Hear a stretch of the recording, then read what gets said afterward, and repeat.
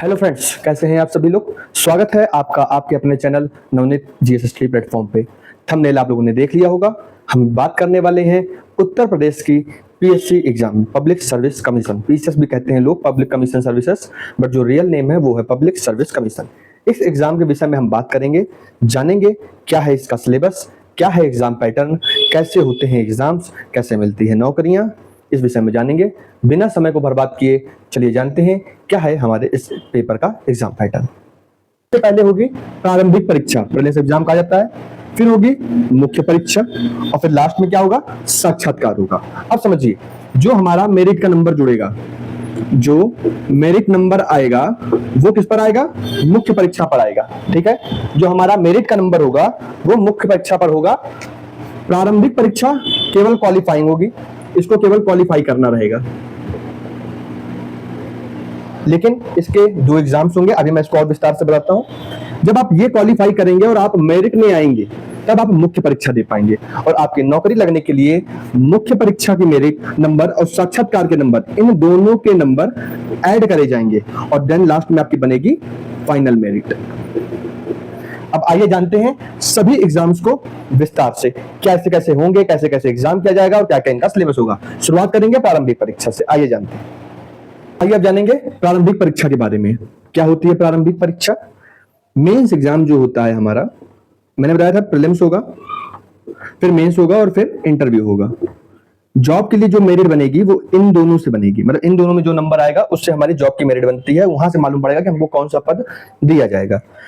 अब इस परीक्षा को, मतलब मेंस की परीक्षा को देने के लिए जो आपका योग्यता परीक्षण होगा वो प्रीलिम्स एग्जाम में होगा। तो प्रीलिम्स एग्जाम कैसे कराया जाएगा वो देखते हैं।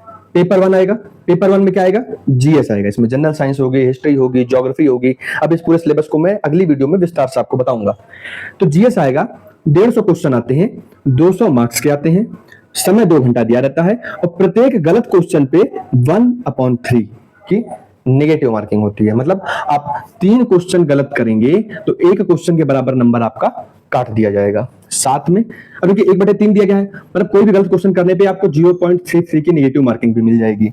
क्लियर हुआ? तो 3 तो वो चलिए नेगेटिव मार्किंग वाला मैं आपको बाद में बताऊंगा कि कैसे नेगेटिव मार्किंग दी जाती है और उसका हमारे नंबर पर क्या प्रभाव पड़ता है। फिर होगा पेपर 2, सी सेट का होगा। ठीक है, इसमें 100 क्वेश्चन आएंगे, 200 मार्क्स के आएंगे, समय 2 घंटा, सेम 1/3 की नेगेटिव मार्किंग होगी। अब जानते हैं क्या है।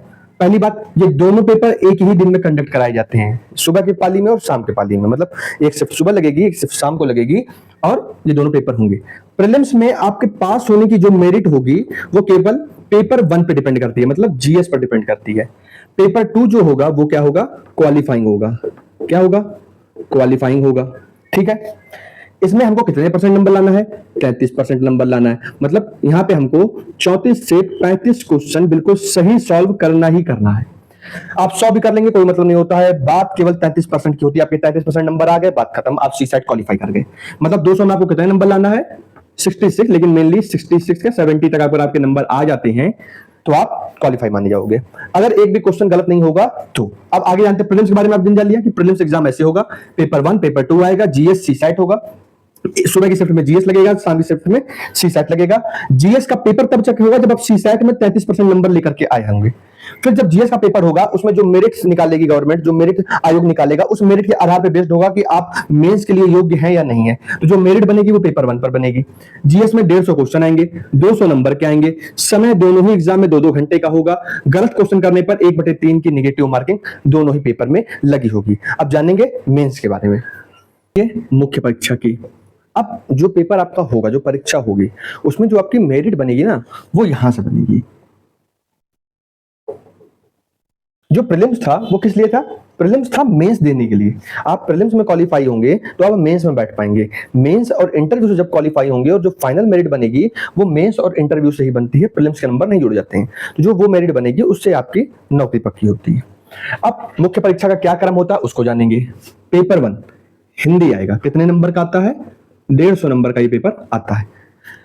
पेपर 2 निबंध का आएगा, ये भी कितने नंबर का आएगा, 150 का आएगा। ये परेशान मत होइए, क्या आएगा, क्या सिलेबस होता है वो भी मैं विस्तार से अगली वीडियो में आपको मैं बताऊंगा।